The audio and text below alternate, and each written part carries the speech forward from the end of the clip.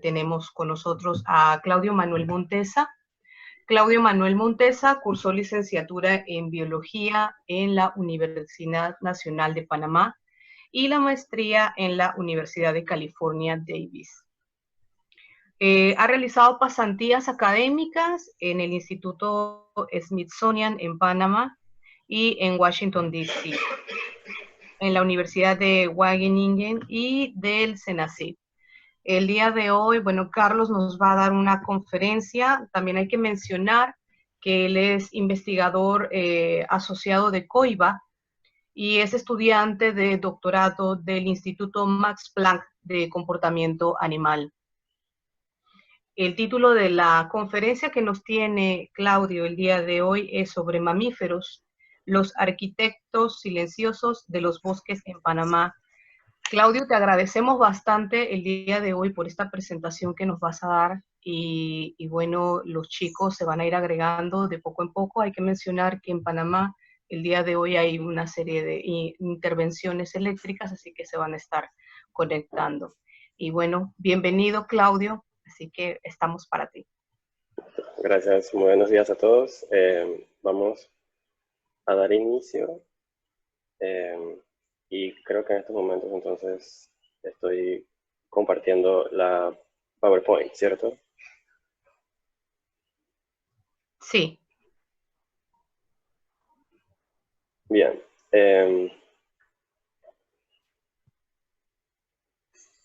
Voy a hablarles sobre mamíferos y cómo ellos funcionan como arquitectos silenciosos de los bosques en Panamá y en general en el mundo. Nosotros tenemos una alta diversidad de mamíferos en el país, así que es bastante importante conocer diferentes aspectos, además del número de especies.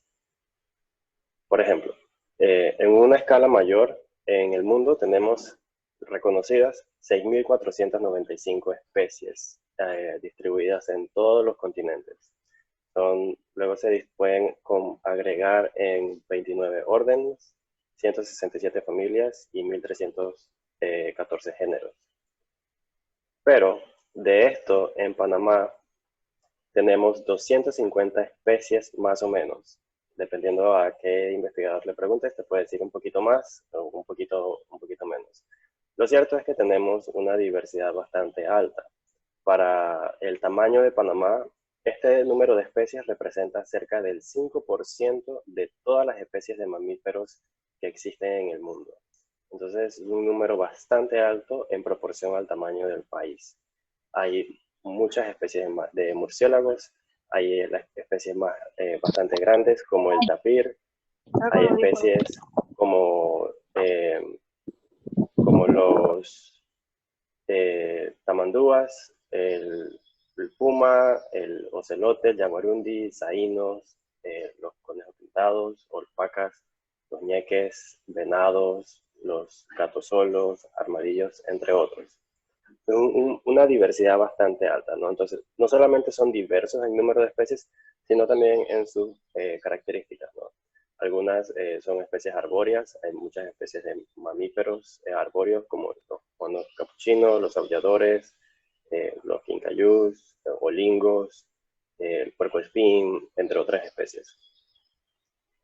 Pero estas 250 especies no están en un solo lugar a la vez. Hay lo que llamamos comunidades, que es la forma en cómo se agregan diferentes especies en un tipo de bosque o un tipo de ecosistema. En una comunidad de mamíferos, la composición puede estar formada por alrededor de 25 o 30 especies y podemos tener la presencia de algunas de ellas, usualmente las más comunes en todo el país, posiblemente estén en todas las comunidades, pero hay especies que no están en todas las comunidades. Por ejemplo, aquí vemos que tenemos tapir, y estos son casos hipotéticos. En la siguiente comunidad tenemos de nuevo tapir, pero ya no tenemos, por ejemplo, puma. De repente es un sitio donde pues, la población de pumas no llega porque no es el tipo de hábitat para esa especie. O de repente vemos también que no hay el mapache mangletero, que es el que está aquí pulsarlas. mapache mangletero, este de aquí, de repente en el hábitat de la siguiente composición de comunidades no se encuentra entonces esa especie, así como las otras. Y hay condiciones que ayudan a decir qué son las cualidades de un bosque que permiten que una especie esté o no ausente en esa área. Y de repente también otra comunidad donde, por ejemplo, ya no hay tapir por X o Y razón. Entonces, en general, sabemos que además de la composición de especies, no todas las especies existen en el mismo número. Hay unas especies que son más comunes y otras que son muy raras. Y esto también puede variar dependiendo del tipo de bosque. Hay bosques donde, por ejemplo, pueda que los gatos solos sean un poco más común o un poco más raros. Y cada uno de ellos va como a cambiar de posición dependiendo de las condiciones y la cantidad de recursos que ellos puedan aprovechar para ser más abundante en un área o no. Este es un caso de la composición de la comunidad de mamíferos en la isla de Barro Colorado.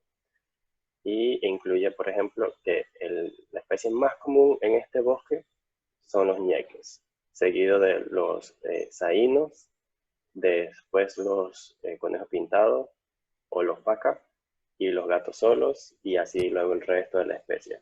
Hasta que vemos especies que son un poco más raras, como por ejemplo el puma. El puma se considera parte de la comunidad de mamíferos de Barro Colorado, pero no vive en Barro Colorado. El puma es un visitante. Entonces, cada ciertos años podemos detectar la presencia de puma y esto puede ser cada 3 años, cada 5 años, cada 10 años, porque son animales que se mueven en un espacio muy, muy largo y la isla de Barro Colorado, en medio del canal de Panamá, es un espacio bastante pequeño para que el puma se quede viviendo permanentemente en el área. Y estos son datos, esta composición de la abundancia es a partir de datos de cámaras trampas. Las cámaras trampas están en el suelo del árbol, a prácticamente 50 centímetros. Entonces, a 50 centímetros nosotros no vamos a ver primates. Entonces, por eso aquí vemos que hay mono aullador como de la especie más rara, pero no es cierto. Lo que pasa es que con las cámaras trampas no podemos detectar todos los monos aulladores que están en el techo del bosque, en el dosel. Entonces, ¿cómo en Panamá llegaron todas estas especies? Estas especies, muchas de ellas no estaban en Panamá, y de hecho, Panamá no existía. Antes de que estuviese el istmo en esta región, había una conexión entre mares. Entonces, voy a poner un corto video. El video está en inglés, pero yo voy a intentar narrarlo en español. Creo que le quité el sonido del video, así que no debe haber problemas. Y entonces vamos. Dice: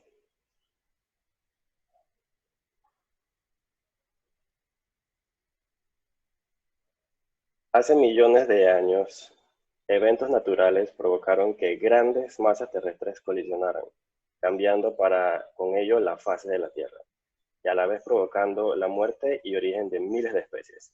La fuerza de esta naturaleza fueron movimientos de placas tectónicas, la placa tectónica del norte y la de Suramérica. A pesar de que se aproximaban entre ellas a una velocidad de 2.5 centímetros por año, muy lento, la colisión de estas dos placas tectónicas resultó en enormes consecuencias biológicas, causando, por ejemplo, episodios de migración biológica lo más impresionante que hemos visto en la historia. Se le conoce como el Gran Intercambio Biótico Americano. Pero esta historia comienza 65 millones de años atrás. El principio, lo que era de mamíferos, ya no es así, y en el lugar vemos, por ejemplo, Cryptodon tan grandes como autos, perezosos gigantes que pesaban hasta 900 kilogramos, zarigüeyas, monos, aves del terror. En contraste, Norteamérica tenía otras especies, como caballos, osos, dientes de sable, y por más de 20 millones, o durante 20 millones de años, el desplazamiento de estas placas del Caribe y de Farallón resultaron en la formación de lo que conocemos como el Arco Volcánico de Centroamérica, una península que se conectó inicialmente a Norteamérica, quedando un paso marino angosto que lo separaba de Sudamérica. Pero a medida que las placas continuaban moviéndose en direcciones opuestas, hacia aproximadamente unos 15 millones de años, finalmente se unió este istmo a Sudamérica y gradualmente bloqueó así la conexión marina entre el Pacífico y el Caribe, creando un puente terrestre entre Norte y Sudamérica.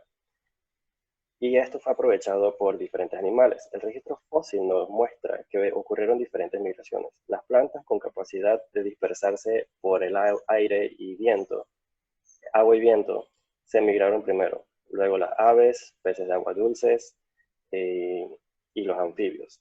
Hasta que finalmente los mamíferos empezaron a migrar también. Mamíferos como perezosos gigantes, el gliptodón, especies que fueron muy abundantes, especies de murciélagos y de monos se ubicaron en Centroamérica y hoy día todavía son muy abundantes. Algunas especies se extinguieron, como los marsupiales depredadores, más o menos hace 3 millones de años. Por otro lado, algunas especies en Norteamérica migraron hacia el sur, como osos, zorros y felinos, caballos y lamas, tapires, pumas, dientes de sable y un tipo de elefante. Muchos después, los humanos también migramos a Sudamérica a través de este puente biológico. La migración terrestre solo fue una parte de lo que ocurrió. Recordemos que el océano ahora quedó dividido y cada uno con diferentes condiciones, una temperatura y salinidad distinta. El istmo se convierte en una barrera para organismos marinos que ahora quedan separados por este puente biológico. Y eso da paso a otras especies. El surgimiento del istmo también provocó o influyó en las corrientes marinas a nivel mundial y con ello el clima, por ejemplo, de Norteamérica del Este y la costa oeste de Europa. Mientras es difícil conocer todas las consecuencias del surgimiento del istmo, es seguro decir que el intercambio biótico entre Norte y Suramérica se propagó a través de la historia o cambió la vida de la historia en el planeta, incluyendo la de los humanos. ¿Qué hubiera sido sin algunas de estas especies no se extinguieran, o Centroamérica sin primates, o Sudamérica sin jaguares? No lo sabemos. Pero sí podemos decir que las transformaciones de mayor impacto en el planeta ocurren de una manera muy lenta. Y algunas de ellas son de una forma irreversible.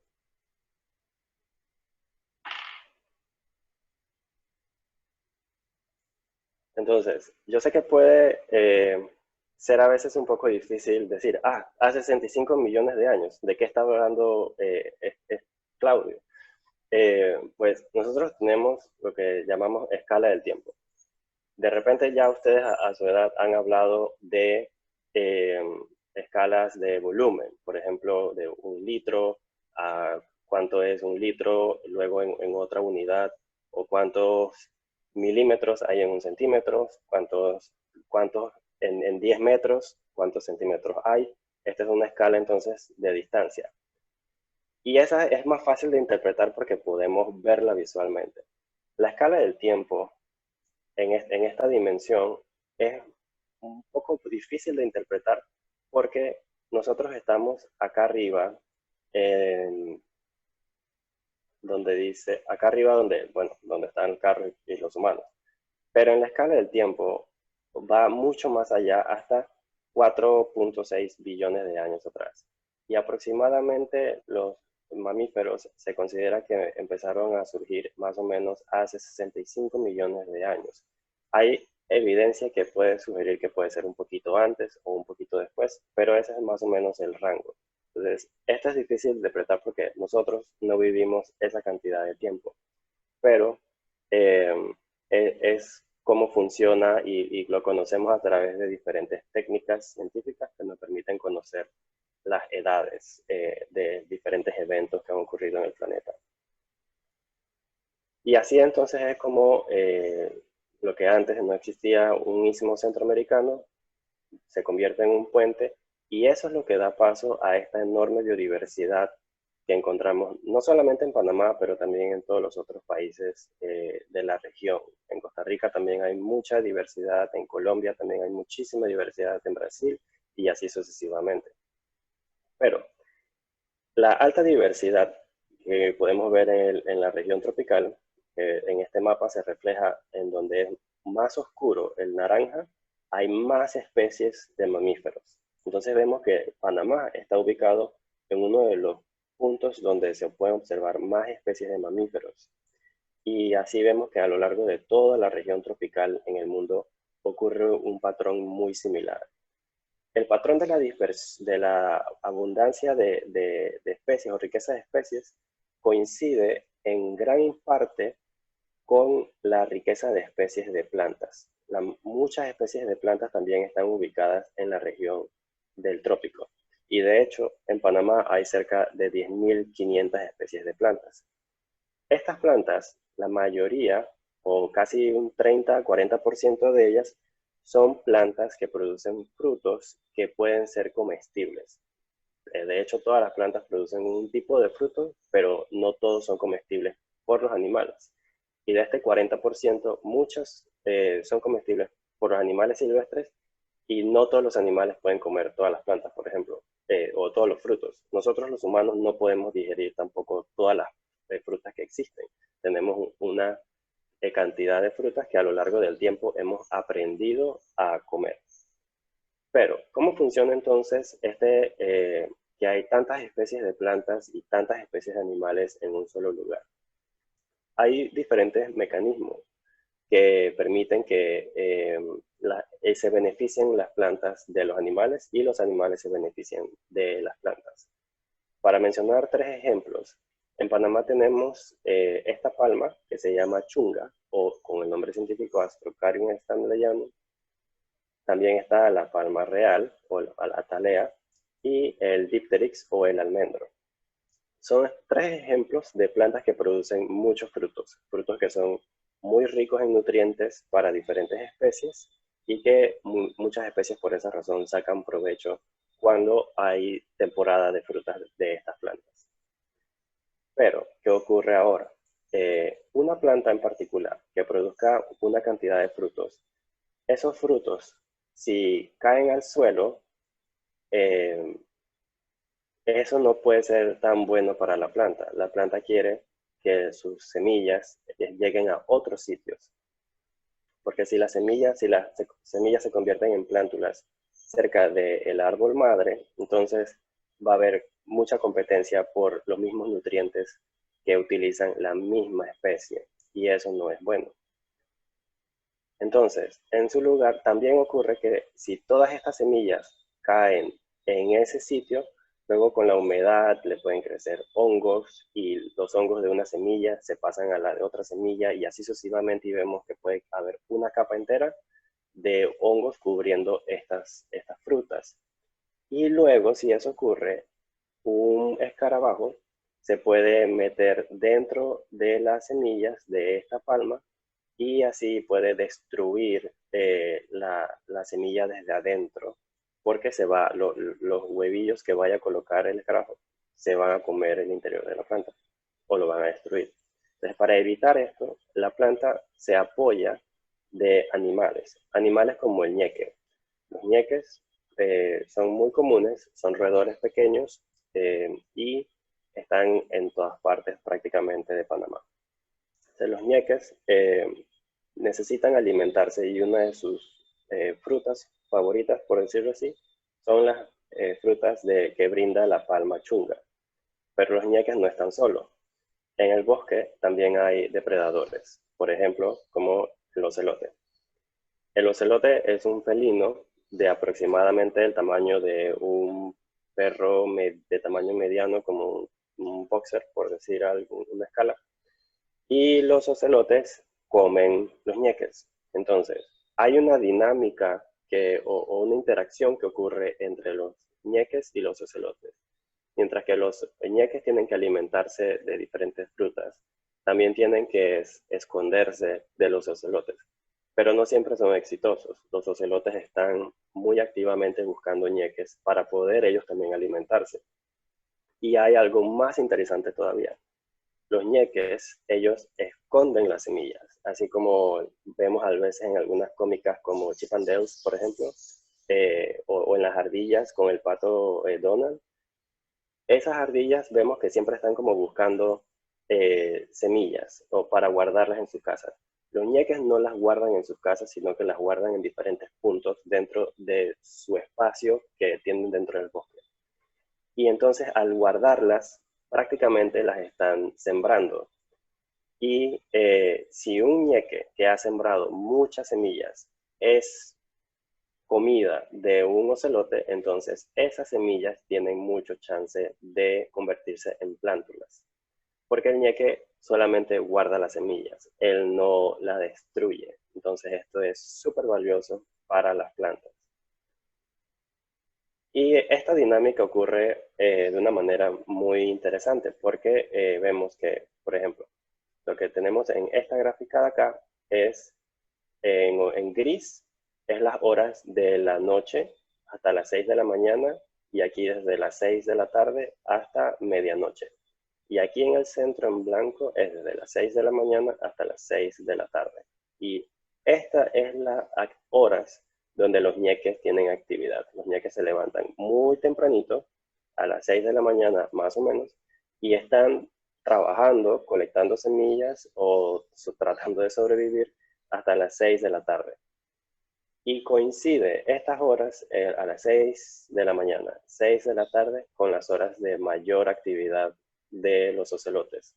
Ese es el momento donde los ocelotes también están trabajando. Su trabajo es buscar comida. Entonces, ese es un ejemplo nada más. Pero los ocelotes no solamente comen ñeques, ellos comen también rata espinosa, conejo pintado, conejo y otras especies. Y los ñeques no solamente comen chunga, ellos comen también otra cantidad de frutas. Entonces, esto agrega más variaciones a esta, o hace que sea más complejo esta dinámica porque tenemos más participantes. Y el hecho de que las plantas de chunga se beneficien de ocelotes, pero también de la interacción entre ñeques, porque los ñeques se roban semillas entre ellos, o también porque hay otros animales que se alimentan de la planta, de las frutas de la chunga, vemos entonces que la distribución, por ejemplo, de la chunga dentro de un bosque no es homogénea a lo largo de un bosque, sino que vemos que hay partes del bosque donde hay mayor cantidad de individuos de la chunga. Esto no solo se debe a la interacción que hay entre la chunga y las distintas especies, ya sean los que se comen sus frutas o los depredadores que se comen a quienes se comen sus frutas. También depende del suelo. Si el suelo en un lugar es más rico, eso también va a beneficiar, rico en nutrientes, eso va a beneficiar también a la planta. Si el suelo es más pobre o no es beneficioso para esa planta en particular, entonces vamos a ver que hay partes del bosque donde no vamos a encontrar muchos individuos de esa especie. Y así podemos seguir mostrando ejemplos de diferentes plantas que tienen un patrón de distribución a lo largo del bosque que más o menos se puede explicar de cómo interacciona con otras plantas, con especies de animales y con las condiciones del suelo, entre otra cantidad de condiciones que no vamos a entrar en detalle. Como mencioné, los ñeques no son los únicos actores de esta novela. También los aulladores, como ejemplo de los primates, frutas. Y los aulladores comen frutas más o menos de la misma forma que nosotros comemos mango. Nosotros no nos comemos toda la fruta del mango, solamente la parte externa, la que es la parte jugosa, que sabe muy dulce, y el resto lo botamos. Los aulladores hacen algo muy similar. Ellos solamente se comen la parte dulce de la fruta de chunga y el resto lo tiran al suelo. Cada vez que ellos hacen esto y lo tiran al suelo, es posible que esas semillas que están tirando al suelo estén lejos del árbol madre y así entonces contribuyendo a que la planta también se disperse. Los aulladores no son los únicos primates que hacen esto y Y tampoco es solamente con las chungas, hay los capuchinos. Ellos también tienen diferentes mecanismos o diferentes interacciones entre sus individuos que de alguna forma cooperan para que las semillas de diferentes plantas se dispersen en el bosque. En esta foto lo que vemos es un individuo de un capuchino alimentándose de la palma real o de frutas de la palma real. Entonces, la dispersión de semillas de plantas depende en gran parte de distintos animales, que silenciosamente, o porque ellos no lo hacen de manera intencional, que sepamos, cooperan a diseñar el bosque a través de varios mecanismos e interacciones entre distintas especies. Por eso yo considero a los animales como los arquitectos silenciosos del bosque, porque ellos están tratando de sobrevivir, pero indirectamente están cooperando con la dispersión de semillas y de esta forma ayudando a que el bosque sea muy dinámico. Los mamíferos no son los únicos actores de esto, también hay murciélagos. Muchas especies de murciélagos son dispersores de semillas o polinizadores de flores. Entonces, ellos también juegan un papel muy importante en esta dinámica de distribución de especies, como un murciélago puede agarrar una semilla de un árbol, volar a través del bosque y depositar las semillas a través de sus heces o que se le cayó de la boca o lo que sea, a lo largo en diferentes puntos del bosque. Y los murciélagos tampoco son los únicos actores, también hay muchas especies de aves que también participan en este apoyo o beneficio mutuo entre plantas y animales para ambos sobrevivir. Otra cosa muy interesante es que estábamos hablando hasta ahora de animales de un tamaño relativamente pequeño. Los ñeques, los monos cariblancos, los aulladores, cualquiera de las especies que habíamos mencionado anteriormente son animales relativamente pequeños. Pero recordemos que al principio también mencioné que en Panamá existen los tapires, o no solamente en Panamá, pero también en otras partes de Centroamérica, e incluso hay tapires en otros continentes. Y los tapires, como animales tan grandes y también un poco primitivos, ellos cooperan con la dispersión de semillas de otra forma.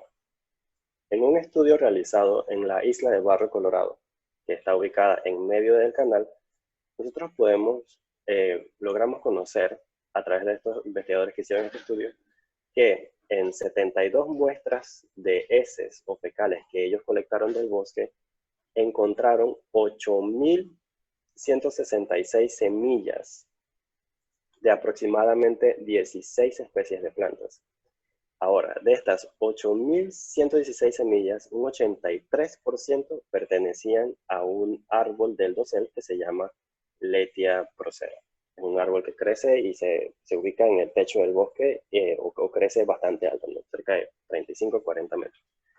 La segunda especie más común en este juego fueron los ficus. 11% de las semillas, 11% de estas 8.166 semillas fueron de ficus. Y de todas estas semillas que ellos encontraron, el 69% aproximadamente tenían en su endosperma intacto. ¿Eso qué quiere decir? El endosperma es la parte de la fruta que va a brindar alimentos a lo que se va a convertir en una plántula. Entonces, que el 69% se mantenga intacto luego de que el tapir se los comió, se los tragó, pasó por todo su tracto digestivo, su estómago, y cuando el tapir defecó, esta cantidad de semillas tenía su endosperma intacto. Eso nos quiere decir entonces que hay altas probabilidades de que estas semillas se conviertan ahora en plántulas. Y esto es posible porque los tapires son animales bastante primitivos y su sistema digestivo también es primitivo. Entonces ellos, cuando tragan las semillas, no es que la destruyan todas. Entonces eso hace que ellos tengan que comer mucho para poder adquirir nutrientes y luego entonces defecan. Y defecan bastantes semillas y más semillas y más semillas. Y lo más importante es que no van a defecar en el mismo sitio. Ellos no tienen un solo baño, ellos tienen muchos baños a lo largo del bosque. Entonces, si un tapir agarró frutas en un lugar del bosque, se lo va a llevar a otro sitio del bosque que puede estar a 1 kilómetro, a 2 kilómetros, 3 kilómetros. Entonces, las semillas que se comió en el punto A, ahora las puede defecar en el punto B, que está, vamos a decir, a 3 kilómetros. Y eso también contribuye a la dispersión de semillas y a este patrón de cómo una planta es más abundante en un sitio o está en un sitio y no en otro sitio. Los tapires no son los únicos animales que hacen esto. Hay otros animales como los saínos que tienen un mecanismo distinto, muy similar, perdón.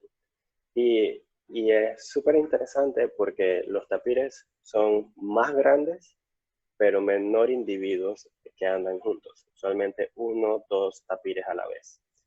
Es raro ver más de 3 individuos de tapires, es un poco extraño, pero es posible.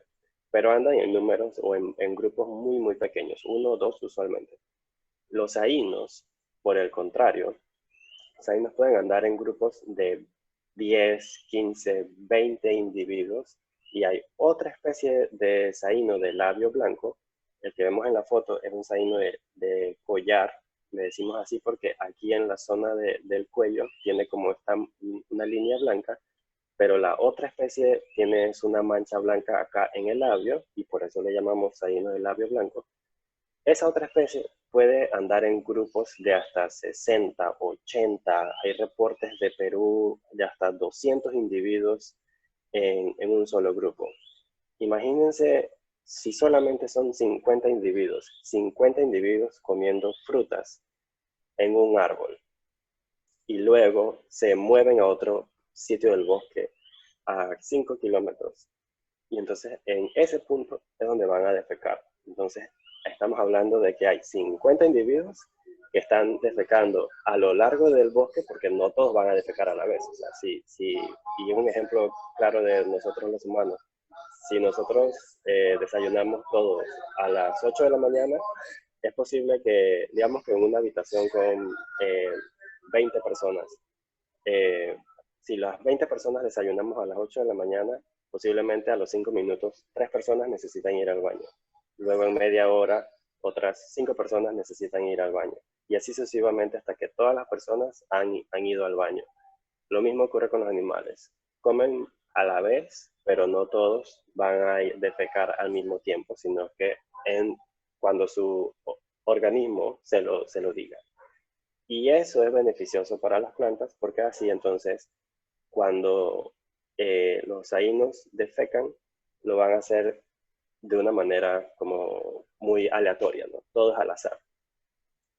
Y otra cosa más importante con estas dos especies, como tapir o los saínos o cualquier otra especie de este tamaño, es que cuando las semillas caen junto con las heces. Y las heces pueden servir como protector, como una capa protectora o también brindar algo de nutrientes, porque cuando el cuerpo defeca, pues ahí también se escapan algunos nutrientes que no podemos capturar. Lo mismo ocurre con otras especies, que también hay nutrientes que ellos no pueden capturar, pero entonces las semillas sí pueden aprovechar estos nutrientes que están ahí, o de repente pueden pasar otras cosas, como hay escarabajos que se encargan, que buscan heces en el bosque, y entonces los escarabajos pueden quitar parte de las heces y dejar las semillas intactas, entonces las semillas ahora caen en el suelo y ya luego entonces pueden crecer. Hay muchos mecanismos y todo depende del momento, del lugar, de qué especie estamos hablando, es como bastante complejo, muy diverso. Entonces, muchas plantas dependen de animales para sobrevivir, pero también muchos animales dependen de las plantas para sobrevivir.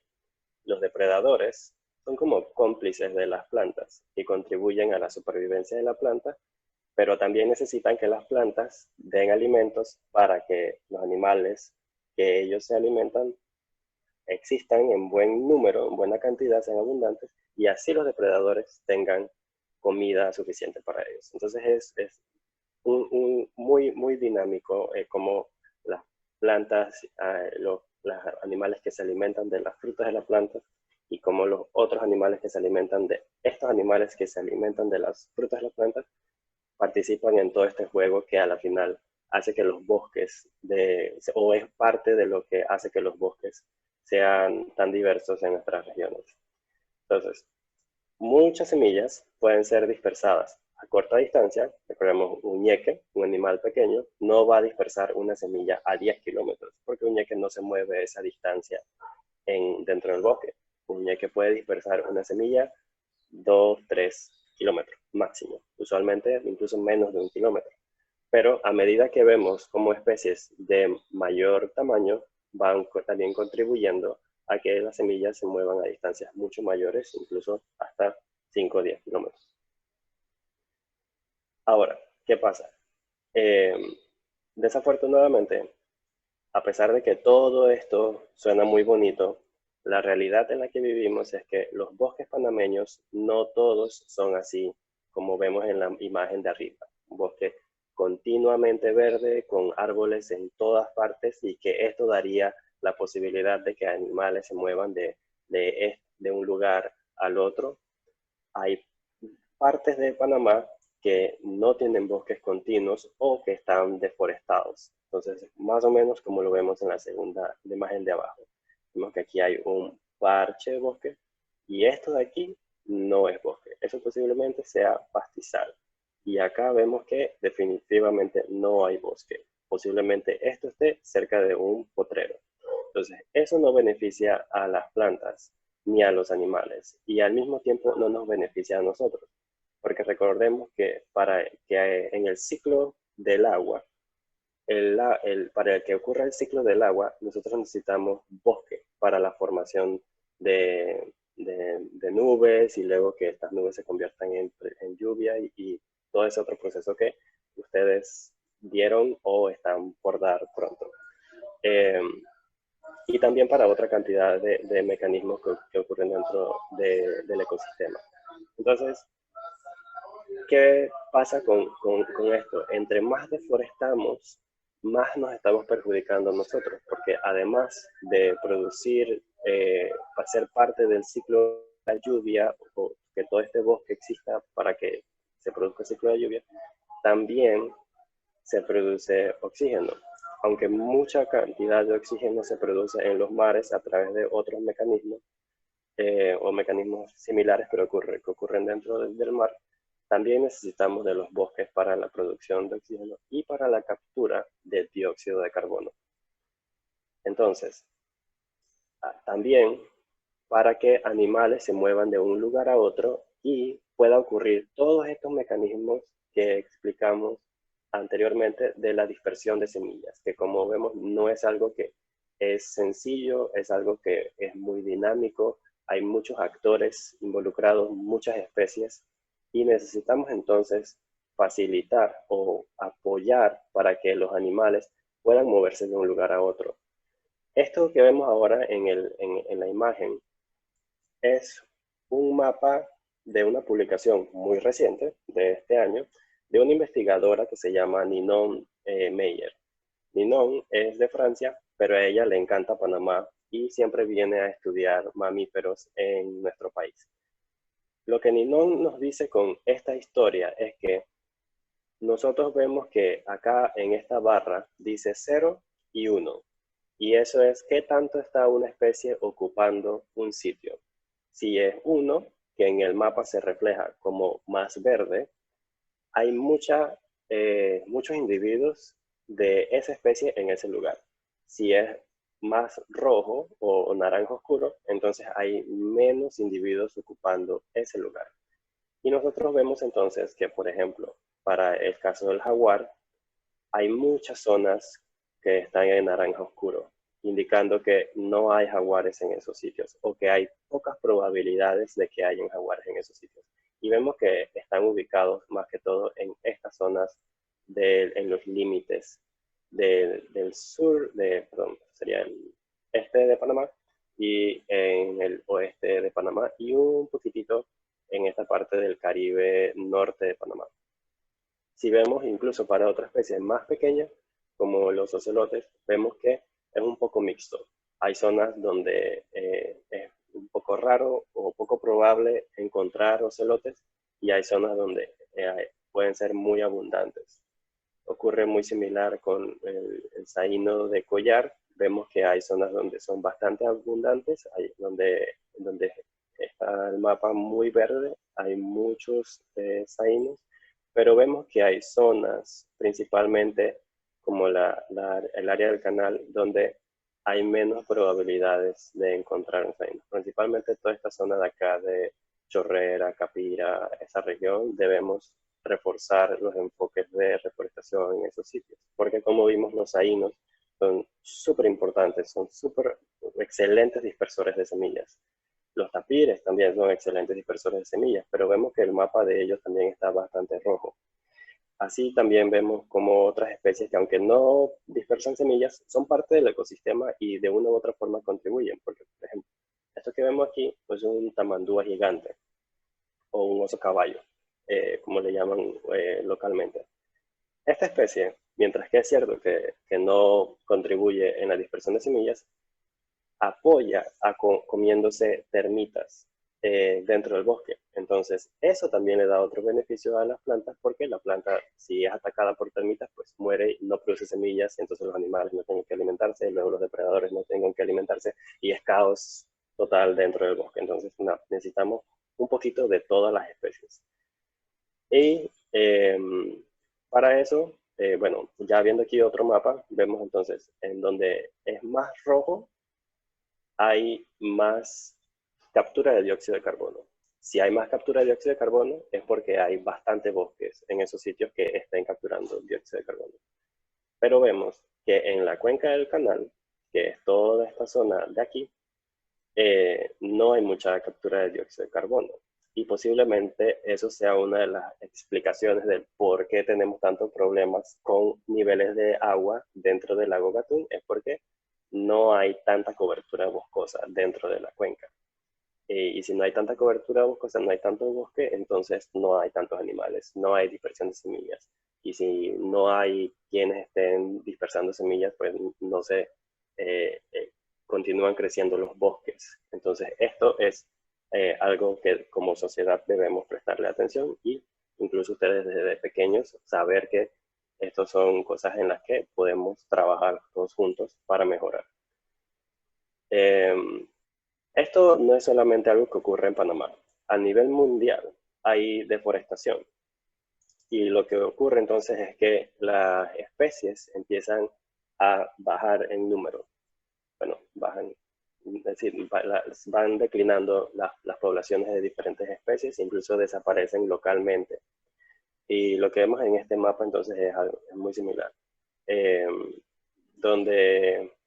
Las zonas que están más o como naranjas oscuros son las zonas donde las especies son más vulnerables, porque es donde podemos tener, aunque sean a escala pequeñita, aunque nada más se deforesten 5 hectáreas, esas 5 hectáreas son muy significativas porque recordemos que los primeros mapas que veíamos de la riqueza de especies de plantas y de animales están concentradas en esa región. Entonces quitar unas 5 hectáreas, aunque para la percepción de nosotros los humanos eso parezca muy poquito, para los animales y para las plantas eso es un montón.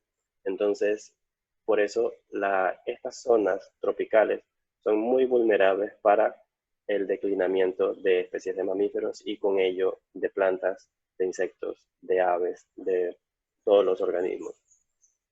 Y para ello entonces, como mencionaba hace un ratito, lo que debemos hacer es reforestar para restaurar estos sitios, para restaurar la conexión de los bosques, no solo en Panamá, pero en el mundo. Y ya, con eso termino. Gracias.